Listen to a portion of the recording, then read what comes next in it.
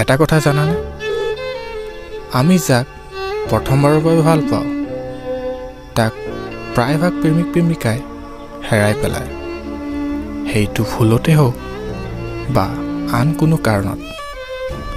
বহুত কম সংখ্যক প্ৰেমিক প্ৰেমিকা আছে যিয়ে ফাৰ্ষ্ট লাভক পায়, নহ'লেতো সকলোৱে শেষত ভঙা হৃদয়খনৰ বাহিৰে আৰু একোকে নাপায়।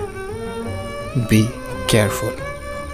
আপুনি যদি প্ৰথমবাৰৰ বাবে কাৰোবাক ভাল পাইছা, তেনেহ'লে তেওঁ কেতিয়াও হেৰাই নেপেলাব। নহ'লে আপুনিও সেইসকলৰ দৰে শেষত মাথো ভঙা হৃদয়খনহে পাবা আৰু গোটেই জীৱনৰ বাবে এটা স্মৃতি যিয়ে আপোনাক সকলো সময়তে আমনি কৰিব। প্ৰেমটো সকলোৱে কৰে, কিন্তু সঁচা প্ৰেম কৰি গোটেই জীৱন একেলগে থকা প্ৰেমিক প্ৰেমিকা বহুত কম পোৱা যায়।